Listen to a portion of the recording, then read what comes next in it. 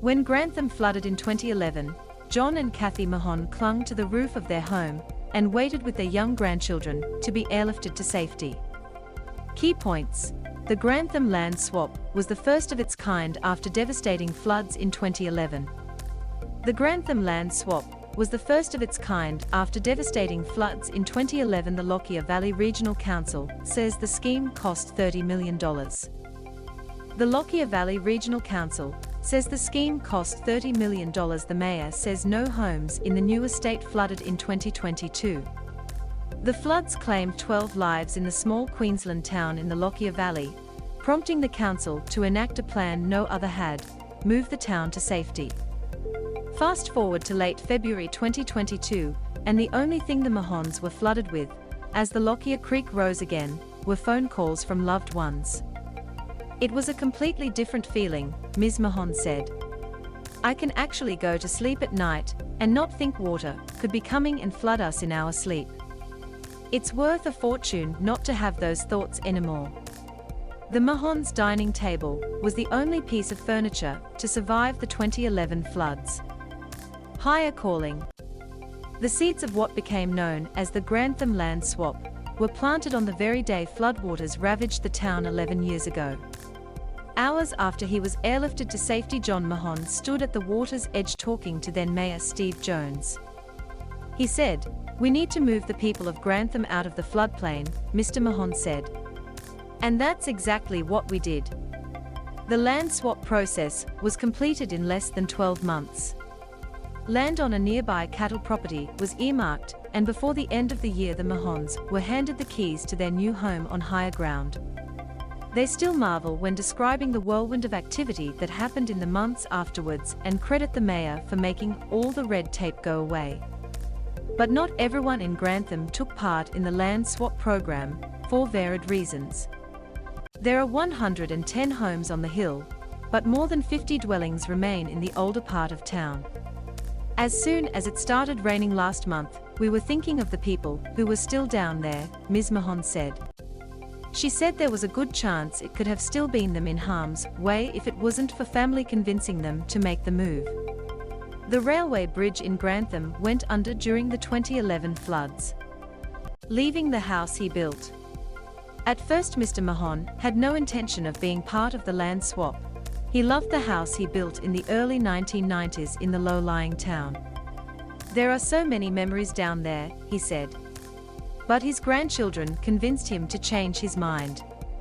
They said, "Pop, we're not going to visit when it's rainy weather," he said.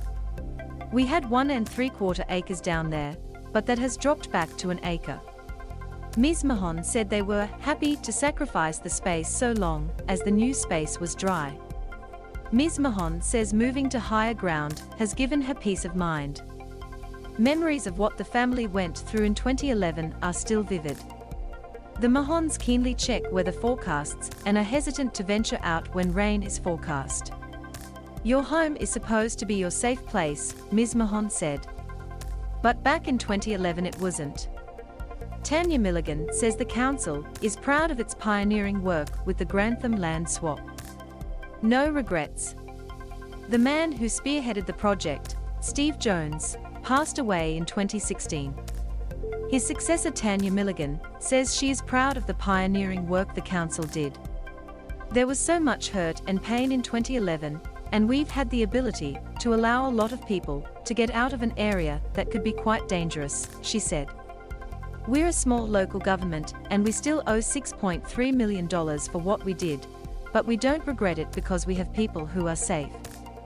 CR Milligan said there were many complex layers when it came to moving a community, and advised other councils to be aware of the factors involved in land swaps, including the financial implications. "It's a really big conversation to have for local, state and federal governments to have with communities, because there are so many issues," she said. "But if we don't have that conversation now, when are we going to have it?" Grantham was settled close to Lockyer Creek and Sandy Creek.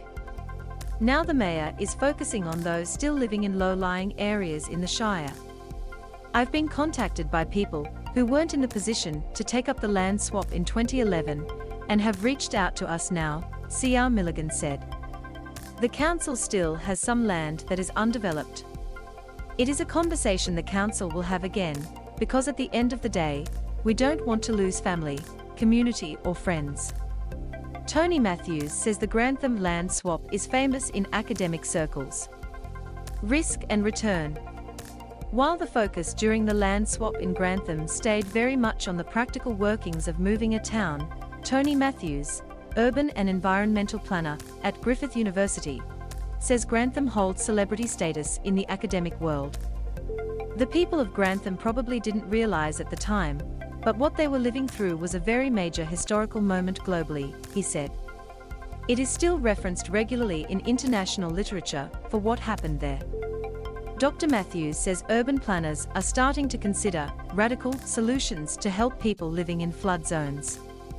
Choosing a place to live in Australia is about avoiding a multitude of hazards, he said.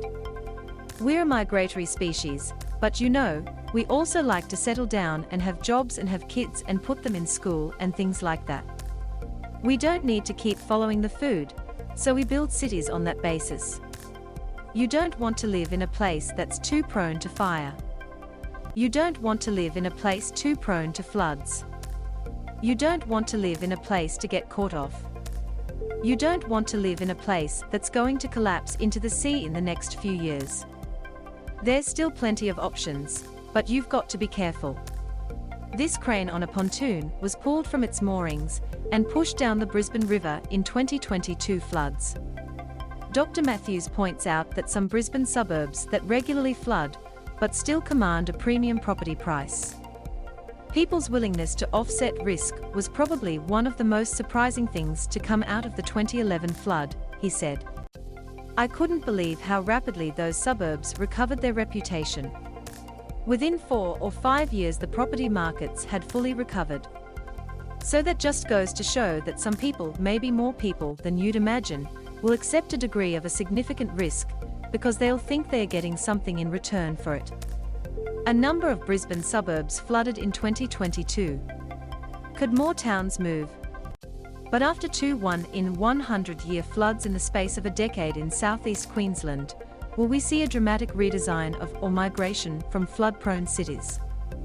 Dr. Matthews says no. We could completely rebuild our cities in 100 years, but that's not going to happen, he said. On average we rebuild about 2% of a city each year. So if we put our shoulder to the wheel and made a concerted effort from today, we could do it. But I think, in reality, our cities will look quite similar to what they do now. We may see more green infrastructure and natural flood management using riparian technology around floodplains, Dr. Matthews said. Using natural soakage rather than heavy infrastructure, there will be more evidence of a nature-based solution. With this in mind, he said what happened in Grantham was an extraordinary and almost unique situation. Things like community relocation can only happen in small communities. A few thousand people at the most, he said. But if we try to relocate larger numbers, where would they go? The Mahones have a view across the Lockyer Valley from their new home. Home on the hill. Back in Grantham, the Mahones are happy with their new outlook on life. They watched the 2022 floodwater rise from the safety of their lounge room, knowing they would not have to climb onto the roof to be winched to safety. Mr. Mahone loves feeding the native birds on his new block. Ms. Mahone still misses the home he raised his family in and admits his emotional attachment to Grantham is still in the lower section of town. The most exciting thing up here is feeding the birds, he laughed. But it's worth a fortune to not have to worry, Kathy said. What would we say to other people?